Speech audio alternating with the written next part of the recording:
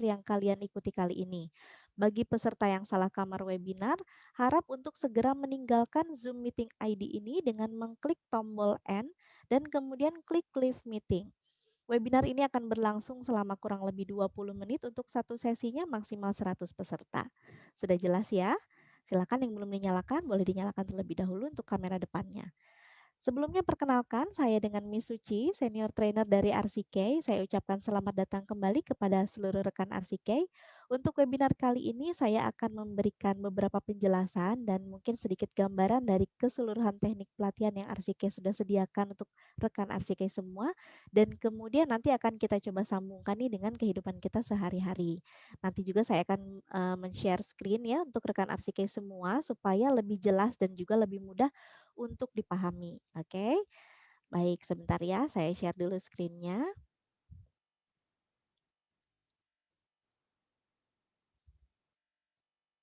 Oke, ini ya teman-teman untuk screen-nya.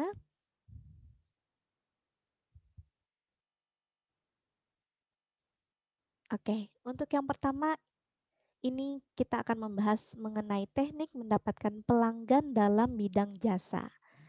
Bidang jasa ini sebetulnya sudah sering kita rasakan dan mungkin kita sudah mulai menggunakan jasa ini mungkin sudah lama gitu ya, tapi tanpa kita sadari. Seperti misalnya nih teman-teman, aduh kayaknya kurang enak badan nih, terus datang ke pusat kesehatan masyarakat misalnya gitu ya, atau datang ke puskesmas nih. Nah biasanya di situ ditawarkan jasa, benar nggak?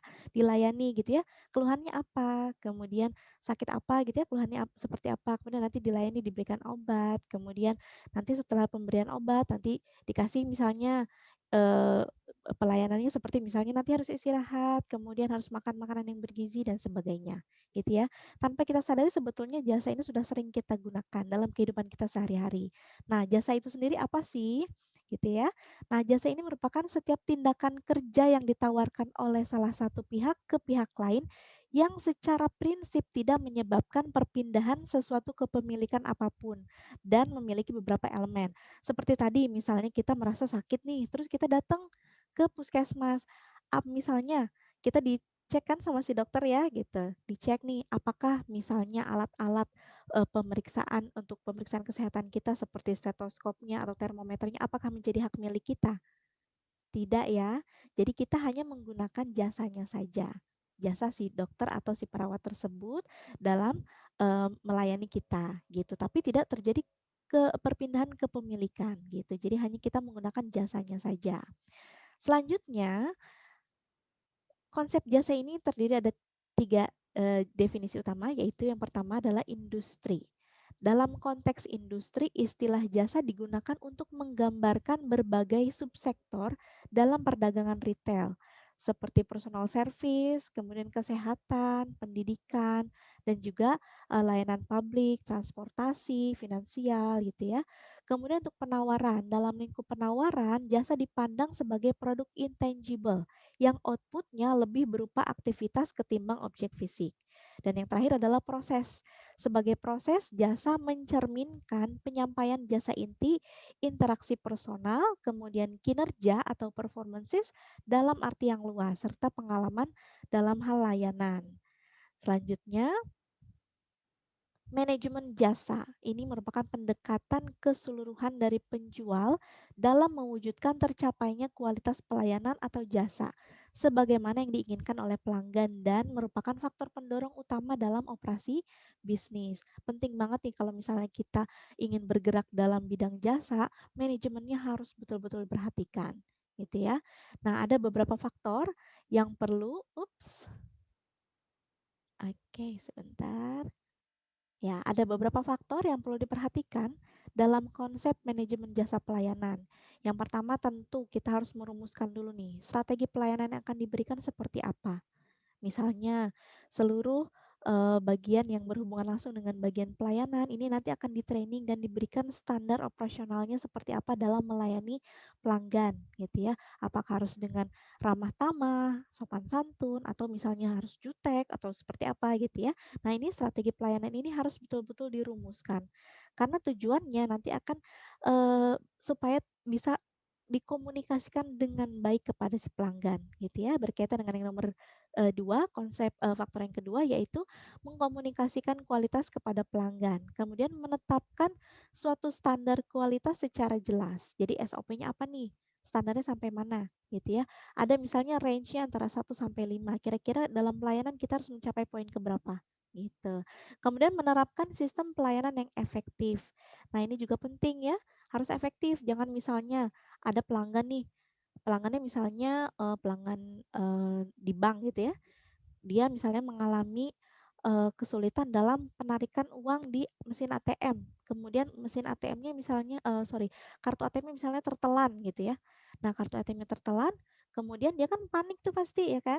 Nah, kita sebagai seorang pelayan dalam bidang jasa harus bisa nih memberikan pelayanan yang efektif. Artinya menjelaskan kepada si pelanggan tersebut atau customer tersebut bahwa misalnya ada estimasi waktu untuk pengambilan kartu ATM-nya. Kemudian ditenangkan si pelanggan tersebut gitu ya, jangan sampai dia panik, kita ikutan panik gitu. Nah, jangan sampai seperti ini. Jadi betul-betul harus secara efektif kita melayani si pelanggan tersebut. Kemudian penjual yang berorientasi kepada kualitas pelayanan. Tentu nih, kalau sudah efektif, otomatis nanti akan menghasilkan kualitas pelayanan yang baik gitu ya. Karena kualitas pelayanan yang baik ini amat sangat penting dalam bidang jasa. Karena nanti akhirnya akan menghasilkan sebuah kepuasan gitu ya. Nah, survei tentang kepuasan dan kebutuhan pelanggan ini juga nanti harus dilaksanakan nih oleh penjual jasa atau penyedia jasa. Misalnya sering kita lihat mungkin suka ada kotak saran gitu ya, atau mungkin pada zaman era milenial ini kotak saran mungkin udah jarang banget digunakan. Biasanya via telepon atau misalnya via message gitu ya. Atau misalnya kalau ada memang yang betul-betul sangat fokus terhadap kepuasan pelanggan, ingin tahu nih kebutuhan pelanggan ini sudah sejauh mana, biasanya suka ada timnya nih dari si perusahaan tersebut untuk mensurvei kita sebagai pelanggan gitu ya. Nanti ditanya ini kira-kira tadi pelayanan customer service-nya seperti apa ya? Kurang apa ya? Nah, ini nanti akan menjadi feedback bagi mereka. Dan akhirnya diharapkan nanti akan menghasilkan kualitas yang jauh lebih baik dari sebelumnya gitu ya. Oke, selanjutnya ke manajemen sumber daya manusia. Manajemen jasa berorientasinya tentu pada manajemen sumber daya manusia. Merupakan salah satu upaya yang dilakukan oleh penjual untuk mengatur sumber daya manusianya. Gitu ya. Salah satunya dapat memasarkan jasa dengan baik kepada pelanggan. Tentu bukan robot ya yang melayani kita ya, manusia, betul ya. Jadi manusia ini perlu di-train nih supaya bisa menghasilkan sesuatu yang bisa eee, menghasilkan terhadap perusahaan itu sendiri, gitu ya. Jadi dia bisa memasarkan produknya, dia memahami produk jasanya tersebut, produk atau jasa, kemudian nanti bisa ditawarkan ke si pelanggan gitu atau ke konsumen gitu ya dengan baik tentunya. Nah, kemudian untuk proses manajemen yang penting di dalam hal ini adalah yaitu manajemen sikap.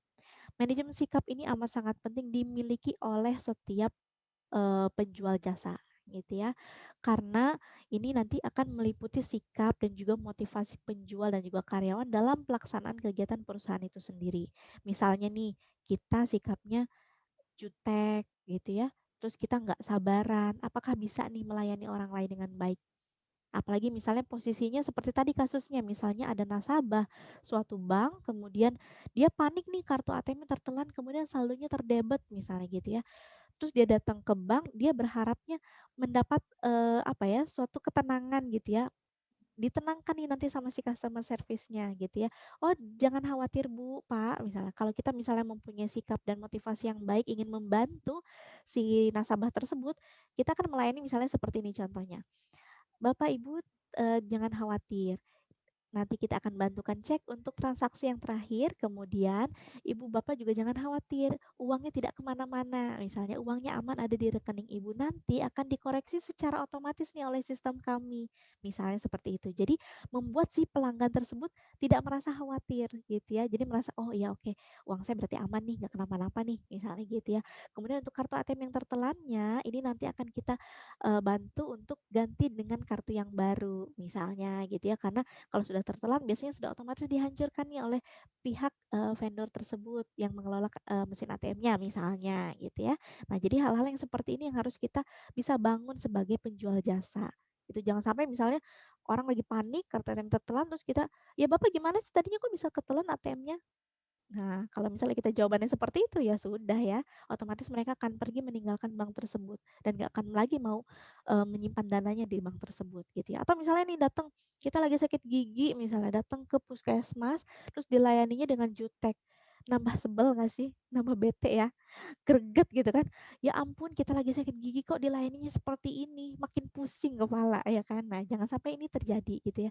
Coba kalau kita misalnya dalam pelayanan tersebut melayaninya, "Baik Pak, Bu, harap bersabar karena antriannya cukup panjang," misalnya gitu ya. "Antriannya cukup panjang nih, kebetulan untuk ke klinik gigi sedang penuh hari ini. Sudah full maksimal pasien dilayani dalam satu hari adalah 10 orang dan Ibu kebetulan yang ke-10 gitu.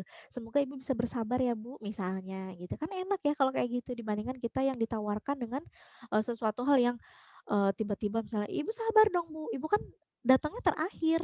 Ya Ibu nanti dulu lah yang lain dulu," misalnya gitu. Wah, itu udah pasti panas, udah mana lagi sakit gigi, wah udah pasti emosi gitu ya, meledak-ledak pasti. Kita nggak akan mau lagi tuh datang ke situ, kapok gitu ya.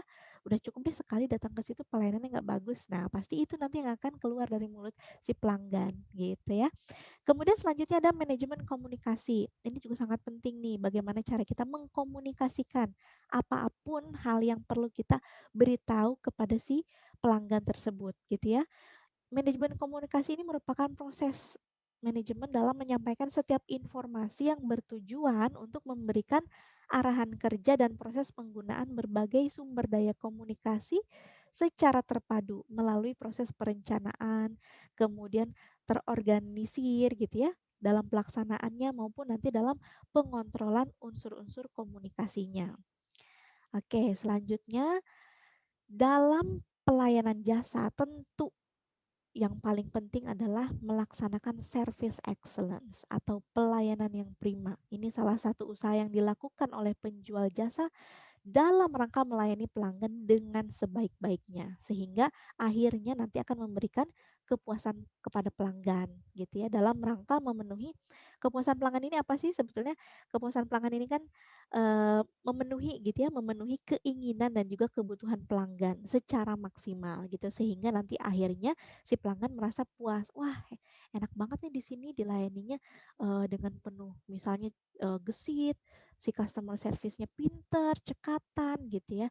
Terus nggak bertele-tele, dia jelasinnya jelas misalnya gitu kan. Itu lebih enak. Nah, faktor-faktor pelayanan prima ini mengacu kepada 4 hal berikut, yaitu kecepatan. Misalnya seperti tadi, ada kasus misalnya sakit gigi, aduh gimana nih, gimana caranya biar dia bisa langsung tertangani misalnya gitu ya, diberikan dulu misalnya, dikasih obat pereda nyeri dulu sambil menunggu antrian misalnya gitu ya. Jadi cepat tanggap nih si customer atau si susternya misalnya gitu ya, cepat tanggap dalam melayani si pelanggan tersebut. Kemudian harus tepat juga, jangan lagi sakit gigi, dikasihnya obat sakit perut gitu ya, jangan sampai itu terjadi. Nah ini juga penting ya, ketepatan, kecepatan ini saling berkaitan nih. Jadi kita harus dituntut untuk penjual jasa ini dituntut untuk bisa berpikir secara cepat dan juga tepat gitu ya. Apa yang harus dilakukan nih? Kira-kira kalau misalnya ternyata si customer atau si pelanggan ini membutuhkan apa? Gitu ya. Kemudian layani dengan ramah. Keramahan ini amat sangat penting karena ini nanti akan menghasilkan feedback yang positif.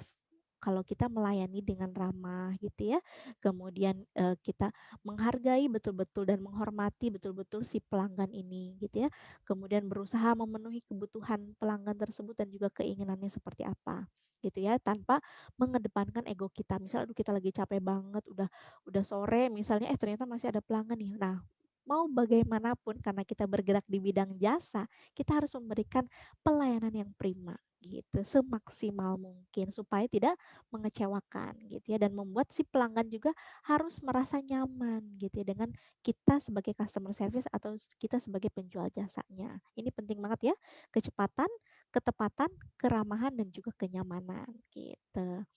Kemudian selanjutnya kualitas pelayanan. Ini merupakan ukuran seberapa besar sih tingkat layanan yang diberikan ini mampu sesuai dengan ekspektasi atau harapan si pelanggan gitu ya. Ada dua faktor utama yang mempengaruhi kualitas pelayanan yaitu pelayanan yang diharapkan dan pelayanan yang dirasakan. Jadi dia berharapnya, wah berharapnya nanti dilayani dengan ramah. Ternyata yang dia rasakan adalah, wah ini ramahnya udah lebih bagus dari yang kemarin saya datang ke sini nih, misalnya gitu. Ini udah oke banget nih keramahannya misalnya. Nah, itu di luar ekspektasi dan akhirnya nanti kalau kalau misalnya si pelanggan dilayani di luar ekspektasinya, ini akan menghasilkan sebuah kepuasan tadi, gitu ya. Misalnya dirasakan sesuai dengan yang diharapkan. Oke, berarti pelayanan atau jasanya dianggap baik dan sudah memuaskan. Tapi sebaliknya, kalau misalnya jasanya yang diberikan oleh si customer service tersebut ini buruk, otomatis nanti akan menghasilkan persepsi yang negatif juga atau yang buruk juga penilaiannya terhadap pelayanan jasa tersebut gitu. Ini jangan sampai terjadi gitu ya. Kemudian selanjutnya yaitu pelayanan yang sering digunakan untuk menilai kualitas pelayanan meliputi 5 dimensi pokok, yaitu yang pertama keandalan. Harus handal ya seorang customer service ini. Kemudian cepat tanggap dan juga harus bisa memberikan jaminan. Seperti tadi misalnya kasusnya kartu ATM-nya tertelan, uangnya terdebet. Diberikan jaminan, jangan khawatir Bapak Ibu, uangnya tetap aman ada di rekening Bapak Ibu, tidak berkurang sedikit pun. Nanti akan dikoreksi secara otomatis oleh sistem kami misalnya gitu ya. Jelaskan itu dengan penuh percaya diri gitu ya, supaya apa, supaya si pelanggan ini yakin bahwa memang, "Oh oke, uang saya nggak apa-apa nih, uang saya aman ada di sini," gitu. Jadi kalau kita menjelaskan dengan percaya diri, otomatis nanti juga akan tersalurkan nih energi positifnya ke si pelanggan gitu ya. Nanti dia akan merasa percaya terhadap kita. Tapi kalau kita menjelaskan dengan keraguan-raguan misalnya, "Aduh gimana ya Bu, iya uangnya sih udah kedebet sih ini Bu, tapi, coba ya Bu nanti sebentar ya," misalnya. Ragu-ragu, kemudian tidak tidak dengan keyakinan menjelaskan kepada si pelanggan, ya otomatis nanti dia akan merasa ragu juga. Dia nanti mikir, "Aduh ini uangku aman gak ya di sini?" Gitu kan. Nah, sedangkan uang ini kan masalah yang sensitif ya kan, gitu. Nah, nanti aduh kalau nggak aman gimana nih? Misalnya gitu, ada kekhawatiran. Nah, kekhawatiran ini yang nanti akan, memunculkan negatif gitu ya, hasil yang negatif, kepuasan yang negatif gitu, tidak adanya kepuasan gitu ya.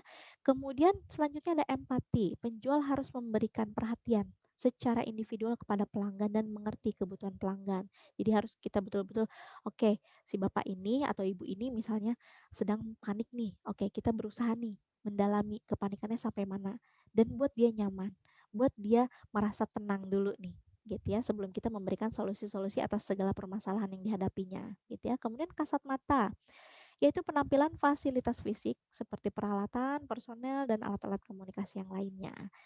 Dan yang terakhir adalah konsep kualitas pelayanan akan memberikan beberapa manfaat utama jika diimplementasikan dengan baik, yaitu meningkatkan indeks kepuasan kualitas tentu ya, dan nanti akan meningkatkan produktivitas dan juga efisiensi, laba udah otomatis, pangsa pasar juga, kemudian meningkatkan moral dan semangat karyawan untuk menjadi lebih baik lagi untuk melayani customer atau pelanggannya dengan lebih baik lagi dan juga meningkatkan kepuasan pelanggan pada akhirnya gitu. Oke.